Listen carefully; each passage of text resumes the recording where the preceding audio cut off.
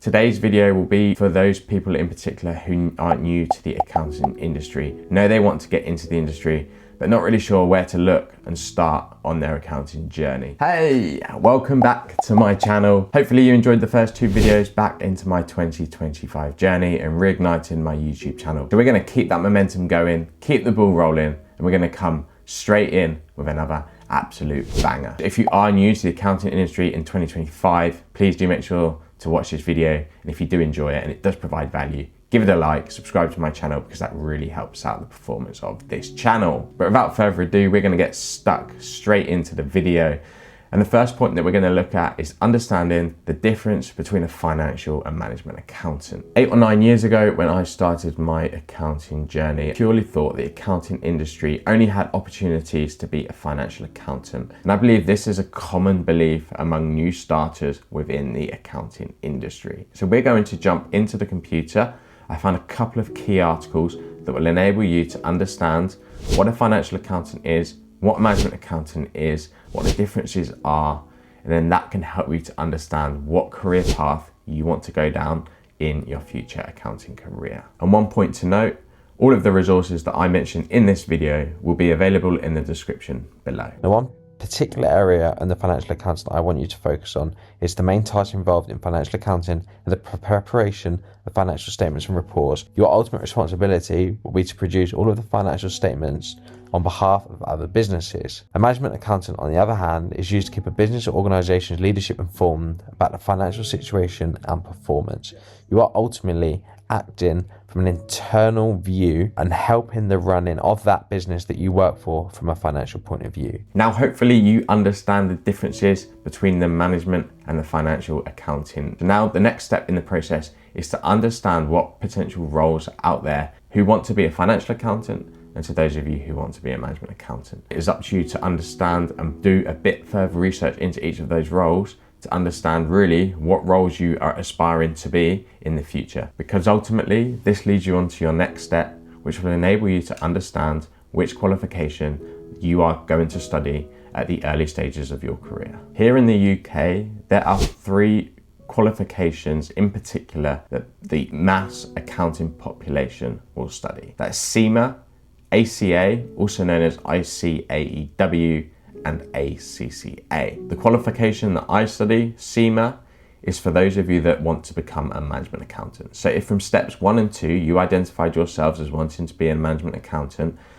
then CIMA could well be for you. And it's up to you to go into the research of that qualification, understand what the syllabus is about, what you will learn, and whether it reflects the roles that you have identified from step 2 of this process. The second qualification is ACCA, and this particularly sits in the middle between a management accountant or a financial accountant. If you want the flexibility to become maybe either because you're not really sure, you're undecided, you're at the early point in your career and you're not sure which one to go down, then ACCA is a good option because there are management accountant elements in there, but there are also financial accounting elements as well. And if you know you want to be a financial accountant because you want to prepare the financial statements of businesses, you want to have the ability to sign off of those accounts, then ACA will probably be the one for you. Hopefully now you have an understanding about whether or not you want to be a financial or management accountant. You'll have an understanding about the different roles available to you. You'll also understand what qualification you need to take and pass in the next few years in order to help you on that journey towards that dream career. And then the next step of that process is to find a business of who you want to work for that will align to your career aspirations, but will also help you with the sponsorship towards your studying. This will give you the opportunity to work at a business that aspires to your aspirations, but also sit your qualification alongside it. Those of you looking to become a financial accountant may be looking to prioritize towards a business such as the top 4, PwC, Deloitte, Ernst & Young, those types of businesses. If you're looking to be a management accountant, you might look to go to a business such as Microsoft, such as Apple, such as Tesla, you name it. I think it's clear that not one single student, unless they absolutely have to, want to self-fund their qualification. You want to find a business that is able to offer you the sponsorship and support to pay towards you sitting your accounting qualification. One thing I will notice here is that a lot of students, particularly at graduate level, will be going into the top 4 with a view longer term of becoming a management accountant, and that is frequent in the industry. The particular route in the top 4 is predominantly down the audit route, and if you do want to experience that, then you are going to have to do that early on in your career. You very often see people moving from the financial industry into the management industry,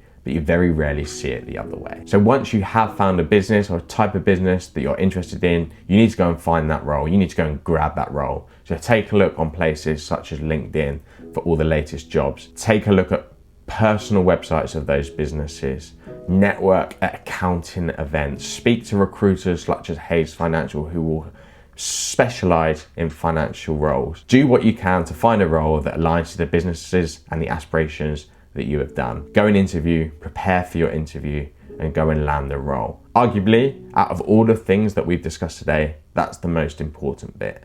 Because if you can't find a role that is willing to pay for your CIMA qualification, then that's a big stumbling block in you achieving your future career. Now I'm going to take the assumption that you found a business, you've been through the interview process, you've landed that dream job in that dream business, and now it's up to you to research your opportunities internally over the next 5 to 10 years. Because what you want to do is map out a potential career path, a short to medium term plan. For me, when I joined my business, I joined at a graduate level role, and I wanted to get 4 promotions in about the next 5 to 7 years, which is what I eventually went on to achieve. And the reason being, I'm going to be completely honest with you, was at that particular level that I earmarked, it had a huge jump in benefits, and it was a level that I saw that was going to make me comfortable within my life. So between the entry point and that goal, I started to understand what roles were available in the business and earmarked potential routes for me to achieve that goal. Now, by all means, this path doesn't have to just be internal. You can adapt external elements into that journey as well. At each point when you go through that journey, you can then reanalyze your goals and change that plan so that by that point of 5 to 10 year plan, you have achieved everything and got the experience of everything that you want to achieve. Now, you've done the hard work. You've set yourself a plan. You need to go and execute it. You need to go and study. You need to go and pass your exams in a good time period. 3 to 5 years is a great time period for that. And then you want to progress through that role into your business. The hard work starts here. I'm afraid there is going to be late nights. There's going to be late evenings.